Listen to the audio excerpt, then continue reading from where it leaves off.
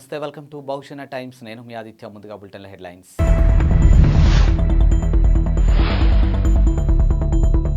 అయోధ్యలో రామయ్య భక్తులకు ఎలకుల ప్రసాదం పంపిణీ.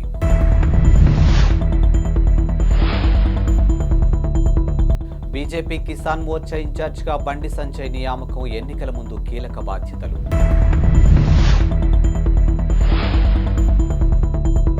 ప్రజాపాలన అభయస్తం డేటా ఎంట్రీపై సీఎస్ శాంతికుమారి కీలక ఆదేశాలు. అయోధ్య రామాలయంలో శ్రీరాముడి విగ్రహ ప్రాణ ప్రతిష్టకు సమయం సమీపిస్తున్న నేపథ్యంలో శ్రీరామ జన్మభూమి తీర్థక్షేత్ర ట్రస్ట్ కీలక నిర్ణయం తీసుకుంది. రామాలయ సందర్శనకు వచ్చే భక్తులకు ఎలకుల ప్రసాదాన్ని అందించాలని నిర్ణయించినట్లు వెల్లడించింది. ఇక రామ్ విలాస్ అండ్ సన్స్ దుకాణానికి ప్రసాదం తయారీ బాధ్యతను అప్పగించినట్లు తెలిపింది. ప్రాణ ప్రతిష్ట జరగనున్న జనవరి 22వ తేదీలోపు 5 లక్షల ప్రసాదం ప్యాకెట్ను అందించేలా రామ్ విలాస్ అండ్ సన్స్ దుకాణదారులు పనులు మొదలుపెట్టారు. ఇక ఎలకుల ప్రసాదం విశిష్టతపై మాట్లాడుతూ ఉదర సంబంధిత సమస్యలు పరిష్కరిస్తుందని దుకాణ యజమాని బోల్ చంద్రగుప్తా చెప్పారు. ఇక సుదూర ప్రాంతాల నుంచి దీన్ని తమ వద్ద ప్రసాదంగా కొనుగోలు చేస్తారని తెలిపారు. కాగా పంచదార, ఎలకులతో తయారు చేసినటువంటి ఇలాచీ దాసు ఇప్పటికే దేశంలో కొన్ని ఆలయాల్లో భక్తులకు అందిస్తున్న విషయం తెలిసిందే. లోక్సభ ఎన్నికలు 2024 సమీపిస్తుండటంతో బీజేపీ సంస్థాగత విభాగాలను పునర్వ్యవస్థీకరించింది. ఇక బుధవారం కీలక విభాగాలకు కొత్త ఇన్ఛార్జీలు నియమించింది. పార్టీ సీనియర్లు బండి సంజయ్ కుమార్, సునీల్ బన్సాల్ సహా పలువురికి కీలక బాధ్యతలు అప్పగించింది. ఇక యువ మోర్చా ఇన్ఛార్జిగా సునీల్ బన్సాల్, కిసాన్ మోర్చా ఇన్ఛార్జిగా బండి సంజయ్ కుమార్ను పార్టీ అధిష్టానం నియమించింది. ఇక ఎస్సీ మోర్చా ఇన్ఛార్జిగా తరుణ్ చుంగ్, మహిళా మోర్చా ఇన్ఛార్జిగా బైష్వంత్ జే పాండా, ఎస్టీ మోర్చా ఇన్ఛార్జిగా డాక్టర్ రాధామోహన్ దాసు అగర్వాల్, ఓబీసీ మోర్చా ఇన్ఛార్జిగా వినోద్ తావ్డే, మైనార్టీ మోర్చా ఇన్ఛార్జిగా దుష్యంత్ కుమార్ గౌతమ్ పేరును పార్టీ బుధవారం ప్రకటించింది. కాగా జూలై 2023 చివరిసారిగా బీజేపీ జాతీయ ఆఫీసర్ బేరర్లను పునర్వ్యవస్థీకరించింది. ఇక గత ఏడాది డిసెంబర్లో బీజేపీ పంజాబ్ రాష్ట్ర పార్టీ విభాగాల ఇన్ఛార్జిను మార్చింది. వివిధ విభాగాలకు సంబంధించినటువంటి 70 మందితో ఇన్ఛార్జీలతో సహా ఇన్ఛార్జీలను ప్రకటించిన విషయం తెలిసిందే. ఇక 2024 లోక్సభ ఎన్నికలు సమీపిస్తుండటంతో బీజేపీ ఈ మేరకు పార్టీలో మార్పులు చేస్తుంది. ప్రజాపాలన అభయహస్తంలో భాగంగా డిసెంబర్ 28వ తేదీ నుంచి జనవరి 6వ తేదీ వరకు స్వీకరించినటువంటి దరఖాస్తులకు సంబంధించినటువంటి డేటా ఎంట్రీలను ఈ నెల 17వ తేదీలోపు పూర్తి చేయాలని ప్రభుత్వ ప్రధాన కార్యదర్శి శాంతికుమారి కలెక్టర్ను ఆదేశించారు. ప్రజాపాలన నిర్వహణ డేటా ఎంట్రీపై కలెక్టర్లతో బుధవారం టెలికాన్ఫరెన్స్ నిర్వహించారు. ఈ సందర్భంగా ఆమె మాట్లాడుతూ రాష్ట్రంలోని ప్రతి గ్రామ పంచాయతీ, మున్సిపల్ వార్డులో నిర్వహిస్తున్నటువంటి గ్రామ లేదా వార్డు సభలు ఇబ్బందులు లేకుండా నిర్వహించడంపై కలెక్టర్ను అభినందించారు. 6వ తేదీన ప్రజాపాలన ముగిసిన వెంటనే అందినటువంటి దరఖాస్తుల డేటా ఎంట్రీ ప్రక్రియను మండల కేంద్రాల్లో చేపట్టాలని సూచించారు. వీటికి సంబంధించి పూర్తి విచారణ చేయాలని ఆదేశించారు. ఇక మండల రెవెన్యూ అధికారులు, మండల డెవలప్మెంట్ అధికారులు ప్రత్యక్ష పర్యవేక్షణలో డేటా ఎంట్రీ చేపట్టాలని సూచించారు. ఇక ప్రజాపాలన కార్యక్రమం సూపర్వైజరీ అధికారిగా ఉన్నటువంటి జిల్లా స్థాయి అధికారి పర్యవేక్షించాలని అన్నారు. ఇక డేటా ఎంట్రీ కోసం 4-5 తేదీల్లో శిక్షణ ఉంటుందని అన్నారు. ఇక 6వ తేదీ నుంచి 17వ తేదీ వరకు అభయహస్త దరఖాస్తులు డేటా ఎంట్రీ పూర్తి చేయాలని అన్నారు.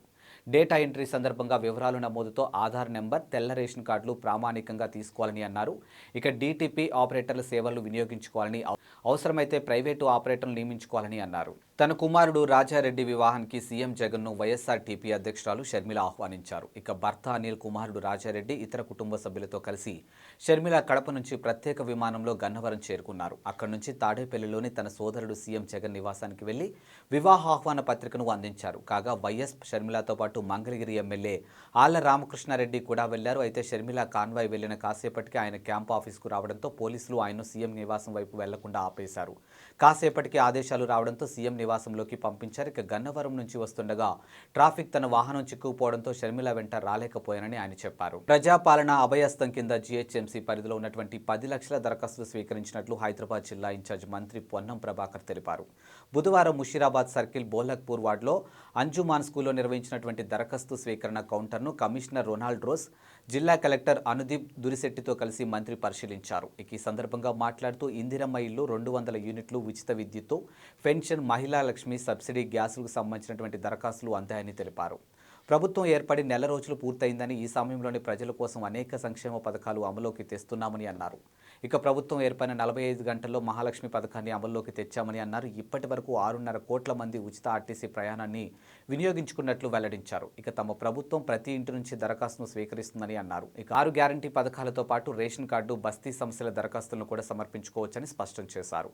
జీహెచ్ఎంసీ వ్యాప్తంగా 150 వార్డులో 600 కేంద్రాల దరఖాస్తు స్వీకరణకు కౌంటర్లు ఏర్పాటు చేసినట్లు తెలిపారు. అవసరమైతే వీలైతే మరిన్ని కౌంటర్లు ఏర్పాటు చేస్తామని పేర్కొన్నారు.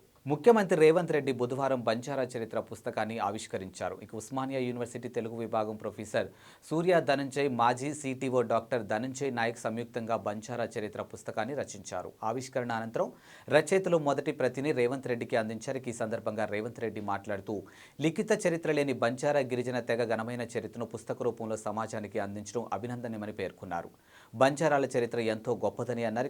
వీరి చరిత్రను గ్రంథస్థం చేసేందుకు విశేష కృషి చేసినటువంటి రచయితలను అభినందించారు. ఇక రచయితలు మాట్లాడుతూ ముఖ్యమంత్రి చేతుల మీదుగా పుస్తకాన్ని ఆవిష్కరింప చేసుకోవడం ఆనందంగా ఉందని పేర్కొన్నారు. ఇక రేవంత్ రెడ్డి నాయకత్వంలోని కాంగ్రెస్ ప్రభుత్వం సమర్థవంతంగా పనిచేసి రాష్ట్రాన్ని ప్రగతి పదంలో నడుపుతుందన్న ఆశాభావం వ్యక్తం చేశారు. తెలంగాణలో 26 మంది ఐఏఎస్ను బదిలీ చేశారు. ఈ మేరకు రాష్ట్ర ప్రభుత్వం ప్రధాన కార్యదర్శి శాంతికుమారి బుధవారం ఉత్తర్వులు జారీ చేశారు. గనుల శాఖ ముఖ్య కార్యదర్శిగా మహేష్ దత్తా ఎక్కాను నియమించింది. ఇక ప్రణాళిక శాఖ ప్రిన్సిపల్ సెక్రటరీగా అహ్మద్ నదీం, సాగునీటి శాఖ కార్యదర్శిగా రాహుల్ బొచ్చాల్ను బదిలీ చేసింది. ఇటీవల వరకు సీఎంఓ ముఖ్య కార్యదర్శిగా ఉన్నటువంటి స్మితా సబర్వాల్ను ఫైనాన్స్ కమిషన్ సభ్య కార్యదర్శిగా నియమించింది. ఇక వెయిటింగ్ లిస్టులో ఉన్నటువంటి వెయిటింగ్ లిస్టులో ఉన్నటువంటి దివ్య, భారతి, హోలికేరి, చిట్టెం లక్ష్మి తదితరులకు పోస్టింగ్లు ఇచ్చింది. ఇక పలువురు కలెక్టర్లు బదిలీ చేసింది. మరికొందరు కలెక్టర్లుగా బాధ్యతలు అప్పగించింది. అయోధ్య రామమందిర ప్రారంభోత్సవానికి జనసేన అధినేత పవన్ కళ్యాణ్కు ఆహ్వానం అందింది. ఇందుకు సంబంధించినటువంటి ఆహ్వాన పత్రికను ఆర్ఎస్ఎస్ ప్రాంత సంపర్క్ ప్రముఖ్ ముల్లపూడి జగన్ జనసేనానికి అందించారు. ఇక బుధవారం మధ్యాహ్నం జనసేన పార్టీ కేంద్ర కార్యాలయంలో పవన్కు ఆహ్వాన పత్రికను అందజేశారు.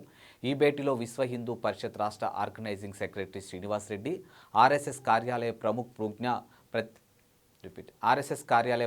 పూర్ణ ప్రజ్ఞ తదితరులు పాల్గొన్నారు. ఇక పవన్ కళ్యాణ్కు ఆహ్వాన పత్రికను అందించింది అయోధ్య రామమందిర నిర్మాణం విశేషాలను తెలిపారు. ఇదిలా ఉండగా అయోధ్య రామమందిర నిర్మాణం ప్రారంభించగానే పవన్ కళ్యాణ్ 30 లక్షల విరాళం ప్రకటించారు. ఈ మొత్తాన్ని శ్రీరామ జన్మభూమి ట్రస్ట్కు అందించారు. అధునాతన సాంకేతికతను ఉపయోగించే అమర్ రాజా వంటి కంపెనీలకు ప్రోత్సాహం ఉంటుందని తెలంగాణ ముఖ్యమంత్రి రేవంత్ రెడ్డి హామీ ఇచ్చారు. హైదరాబాద్లో అమర్ రాజా గ్రూప్ ఆఫ్ కంపెనీ ప్రతినిధులతో బుధవారం జరిగిన సమావేశంలో సీఎం రేవంత్ రెడ్డి, ఐటీ శాఖ మంత్రి శ్రీధర్ బాబు, సీఎస్ శాంతకుమారి ఇతర అధికారులను పాల్గొన్నారు. ఈ సమావేశంలో అమర్ రాజాకు చెందినటువంటి గల్లా జయదేవ్ కూడా ఉన్నారు. ఈ సందర్భంగా ముఖ్యమంత్రి రేవంత్ రెడ్డి మాట్లాడుతూ రాష్ట్ర పారిశ్రామిక అభివృద్ధిలో అమర్ రాజా కంపెనీది కీలక పాత్ర అని అన్నారు. శుద్ధ ఇంధనం ఉత్పత్తికి తెలంగాణ రాష్ట్రం కట్టుబడి ఉందని తెలిపారు. ఇక అధునాతన సాంకేతికతను ఉపయోగించే కంపెనీలకు ప్రోత్సాహం ఉంటుందని అన్నారు. అనంతరం గల్లా జయదేవ్ మాట్లాడుతూ గిగా కారిడార్కు ప్రభుత్వం ఇస్తున్న సహకారం అభినందనమని తెలియజేశారు. ఇక తమ ప్రాజెక్టు త్వరితగతిన పూర్తయ్యేంత వరకు ఈ ప్రభుత్వం సహకరిస్తుందని తెలిపారు. తమ వ్యాపారాలను మరింతగా విస్తరిస్తామని, విద్యుత్ బ్యాటరీల అభివృద్ధికి ప్రభుత్వం తోడ్పాటును అందిస్తున్నామని పేర్కొన్నారు. హైదరాబాద్ నగరంలో జూబ్లీహిల్స్ పోలీస్ స్టేషన్ పరిధిలో బుధవారం షాకింగ్ ఘటన నమోదైంది. ముఖానికి మాస్క్ పెట్టుకుని లిఫ్ట్ అడిగి ఓ మహిళ కారు ఎక్కి అతను డబ్బులు ఇవ్వకుంటే లైంగికంగా వేధించావంటూ కేసు పెడతానంటూ డ్రైవర్ను బెదిరించింది. అప్రమత్తమైన డ్రైవర్ కారును నేరుగా బంజారాహిల్స్ పోలీస్ స్టేషన్కు తీసుకెళ్లడంతో మహిళా వ్యవహారం బయటపడింది. ఇక నిందిత మహిళా పోలీసులు అరెస్ట్ చేశారు. నిందితురాల్ని నయీమా సుల్తాన్గా గుర్తించారు. ఇక తనను తాను లాయర్గా ఆమె చెప్పుకుంటుందని పోలీసులు తెలిపారు. ఆమె వద్ద లభించిన పుస్తకాల్లో కొన్ని ఆధారాలను గుర్తించామని, ఆమెపై హైదరాబాద్, సైబరాబాద్ కమిషనరేట్ల పరిధిలో 15కు పైగా కేసులున్నాయని వెల్లడించారు. ఇక దీంతో నయీమా సుల్తాన్ను అరెస్ట్ చేశామని పేర్కొన్నారు. ఇక బార్ అసోసియేషన్కు లేఖ రాసి ఆమె గురించి తెలుసుకున్నామని జూబ్లీహిల్స్ పోలీసులు వెల్లడించారు. ఇవి ఇవాల్టి బులెటిన్ అప్డేట్స్. మరో బులెటిన్తో మళ్ళీ కలుద్దాం. అంతవరకు సెలవు, నమస్కారం.